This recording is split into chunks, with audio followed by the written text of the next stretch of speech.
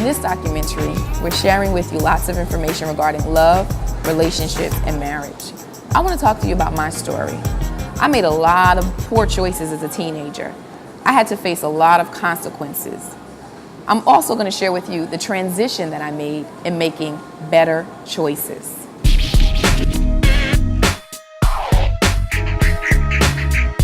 I dated my boyfriend, and we were young teens when I dated him. And the first time I had sex with him, the very first time, I got pregnant. It was so quick, bam! Next thing I knew, I was pregnant. Then from that point forward, I just want to say that my entire world went into this downward spiral. I had to end up leaving school. I couldn't pursue my college.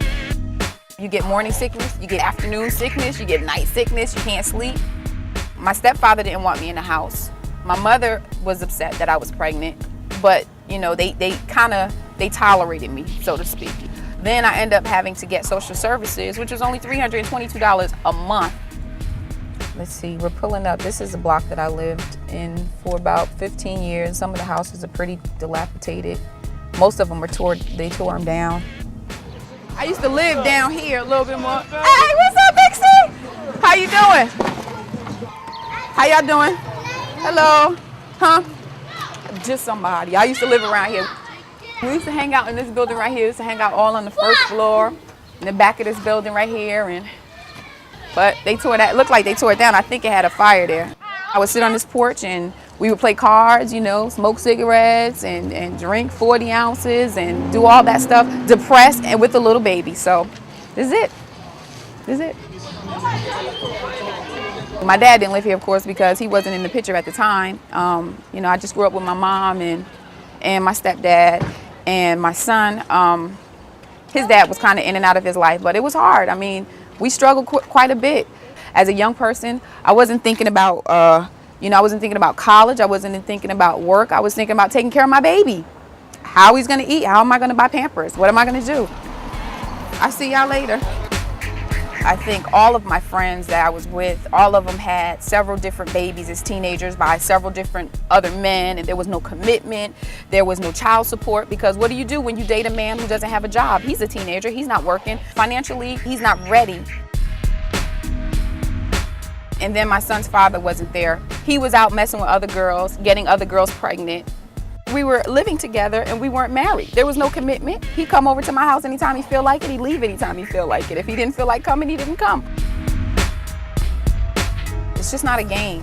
It's not fun. The most important thing in your life is the fact that you have to bring a new life in an uncommitted relationship with an uncommitted mindset, because you already are unstable. So your mind isn't even stable because you don't even know who you are, so. My mom, she had me when she was 14. By the time she was 18, she already had 3 babies by 3 different men. And I saw that. I grew up and saw that. Now, I didn't know my dad until I turned 16. I don't want to play the blame game because, of course, I'm accountable for what I do.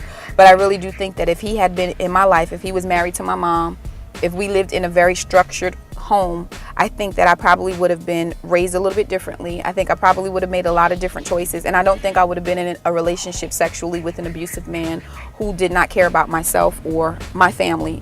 My father would have made sure that whoever was in our life was a person who was respectful, honest, and was going to be in it for the long haul and not in it just to take advantage of his daughter's body. I needed a role model. I needed someone that I could look at and say, I want to be like so-and-so. So-and-so, they're married, gosh, this is great. And all I saw was grandma, lady across the street and her husband, and they were elderly. I didn't see young people my age that were happily married, that were in committed marriages and relationship with one another.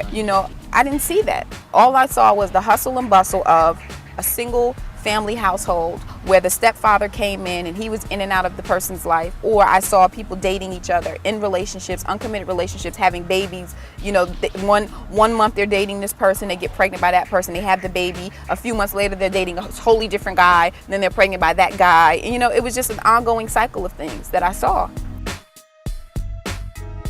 When I was in a relationship and I was single and and I wasn't married and I was having intercourse and having sex with these individuals, I was looking for love in all the wrong places. I wanted them to give me something that they weren't even capable of giving me, because firstly, they didn't even possess it. You know, they had absolutely no desire to want to be in a committed relationship with me, and they had no desire to make love to me.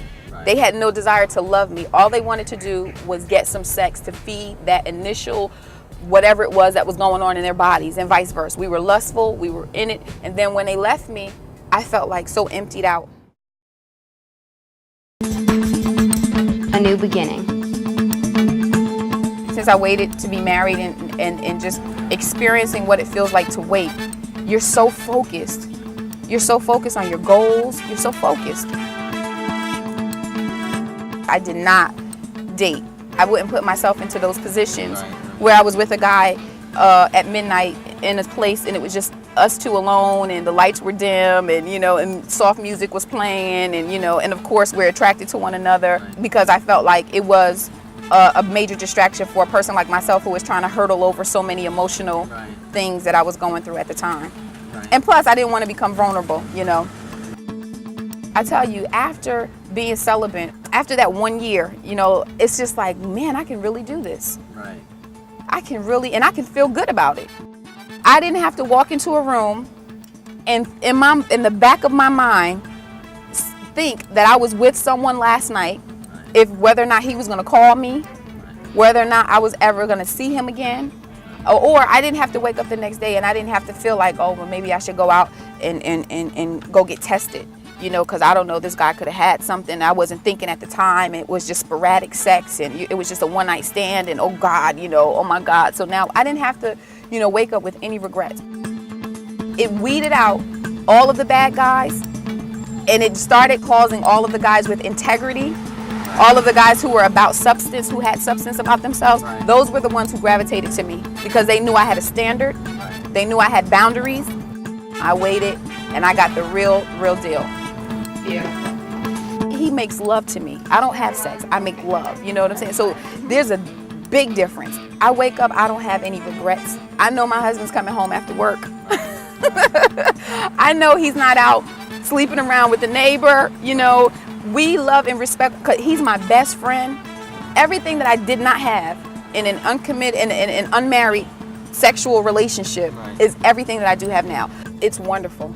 It's safe, it's free love, it's free sex, it's free making whatever you want, it's free. You know, my husband tells me he loves me constantly, because I think we need that, and you can't get that having a sexual relationship with the person who's not your husband's wife. You can't get it.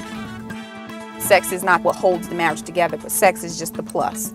It's the icing on the cake. I find myself like, if I'm gone away from my husband for an extended amount of time, you know, I'm just like, I can't wait to get home to be with my husband, you know, for us to share intimate times together, just laying in the beds with one another and, you know, and cuddling and, you know, oh, honey, I miss you, doing corny stuff, you know, but it's really not corny, you know, and then that building up to us becoming intimate, you know, because it's just like, wow, you know, I never thought it could be this great. I never thought. And then him loving me back and him not getting up, leaving, you know, and I'm like, come back, you know. He's there with me the whole night, you know. We wake up together, our breath stink in the morning, and I still love him. I still love him. So, yeah, the icing on the cake.